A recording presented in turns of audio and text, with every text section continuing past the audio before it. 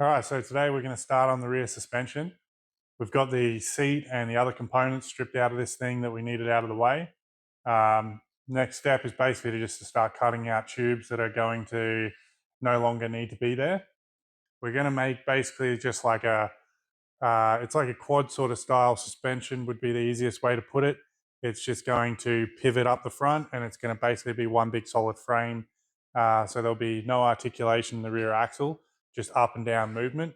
We wanted to do that for two reasons. It's quick and easy to do, and also it won't have any body roll from that rear axle, which will be really good because it'll be a pain trying to get body roll out of this thing when you're trying to enter corners and stuff like that. So that's the plan there. We're going to get cutting.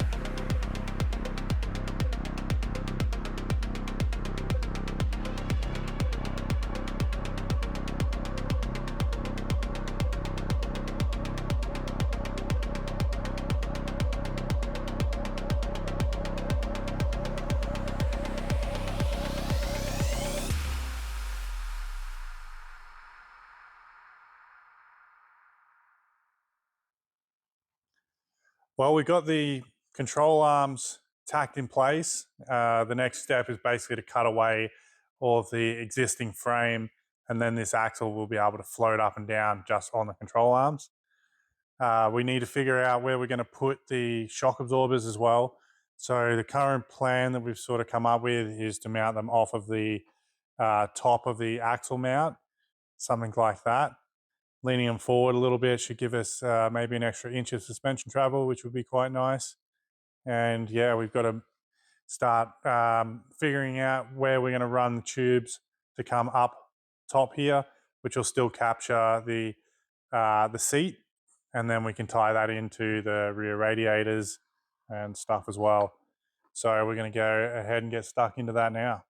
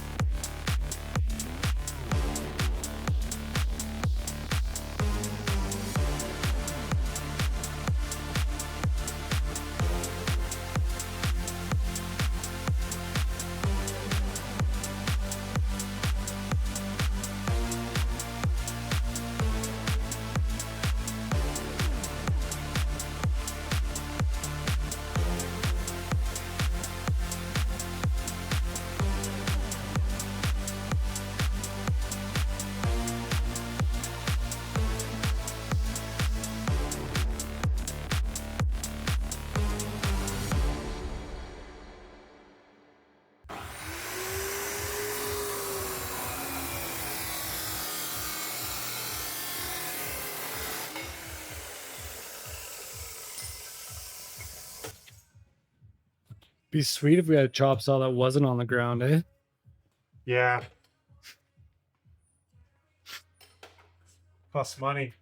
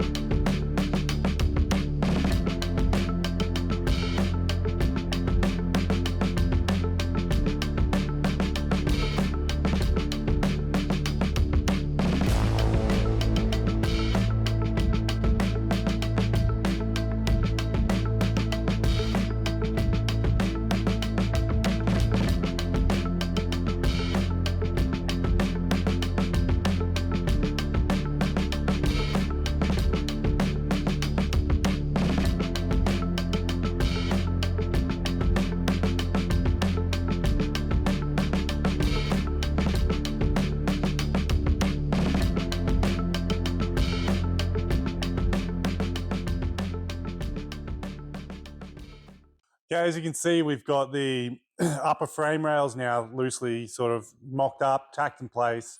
We've got the seat mounted at the back off this bar that bends around the back there. We had to run it up quite high so as we could get the shock mounting position where we needed it. We're going to go up top here somewhere like this just because we need more clearance on the other side for the rear brake rotor.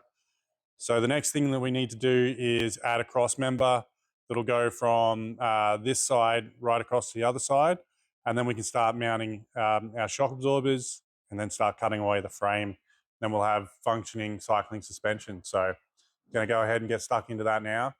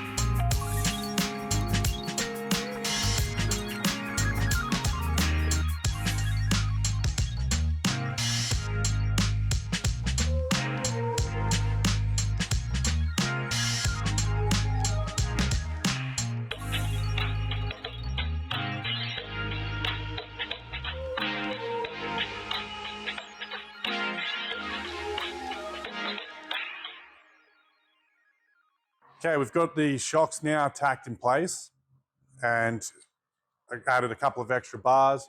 We've got the seat mounts put in, and we've added these two tubes down the bottom here so we can cut out these two lower sections so the axle can cycle down through that.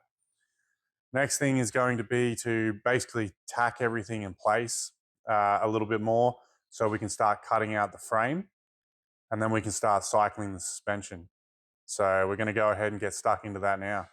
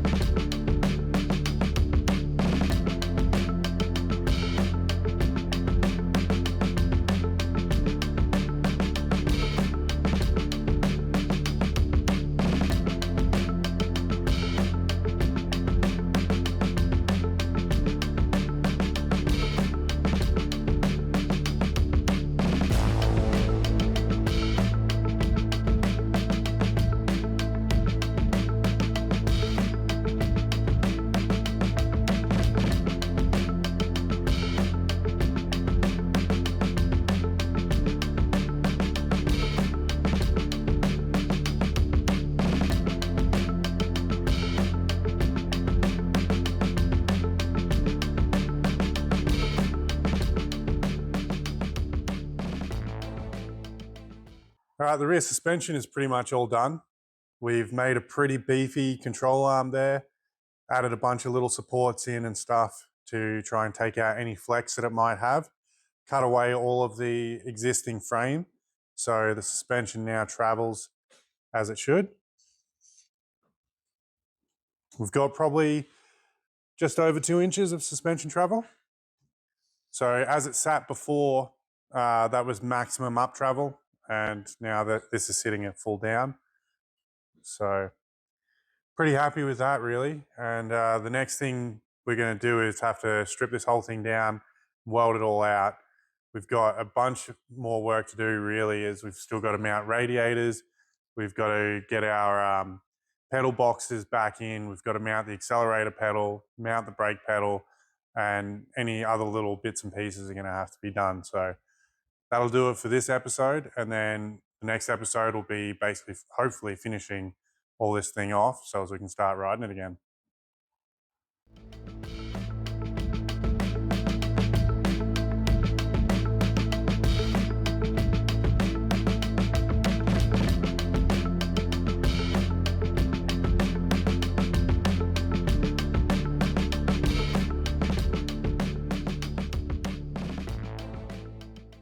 Watch our videos so we make money. All right.